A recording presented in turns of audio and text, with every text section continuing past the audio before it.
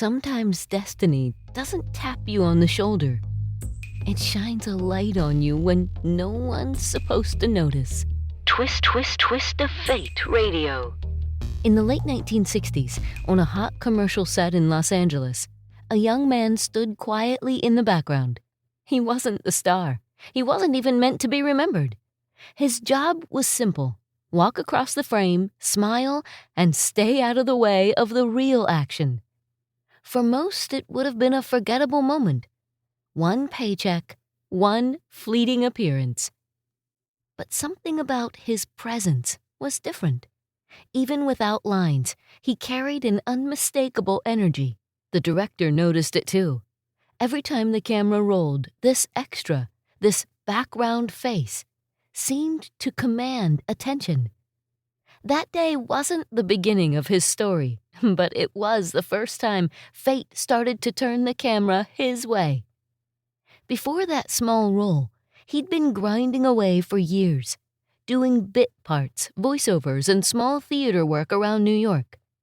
Born in Memphis, Tennessee in 1937, he'd fallen in love with acting as a child.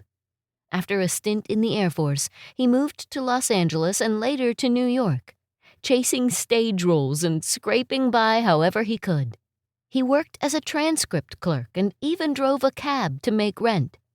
But what he really wanted was to be on stage, to bring stories to life. And yet, the entertainment world wasn't rolling out red carpets for him. Hollywood had its favorites, and he wasn't one of them. So when he was cast as an extra in a commercial, it didn't seem like a big break. It was just another job. Another day trying to be seen in an industry that rarely looked his way. But that commercial changed everything. The director saw something magnetic in his performance, something natural, real, and quietly powerful. He began recommending the young actor for other projects. Small roles turned into bigger ones, and before long, he was cast in the groundbreaking children's television show The Electric Company, where he played characters like Easy Reader, a cool, smooth-talking guy who made reading look fun. Suddenly, this once unknown background actor had become a household face for a generation of kids. Still, it wasn't overnight success. The climb was slow. Through the 1970s and early 80s, he worked steadily but modestly. Stage plays, television guest spots, and the occasional film. He even considered giving up acting more than once. Then came Street Smart in 1987.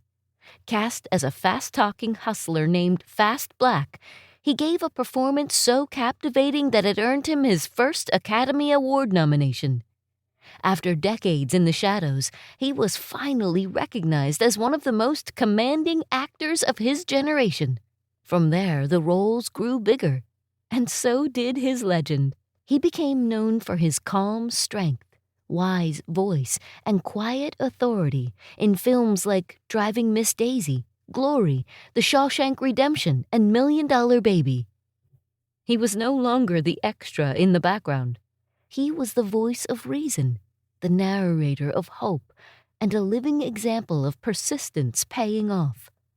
It's hard to imagine that one of the most respected actors in Hollywood history nearly faded into anonymity, that his journey began not with a starring role, but with a moment no one was supposed to notice. Because sometimes the smallest moment, one unspoken glance into a camera, is all it takes for fate to turn your story around.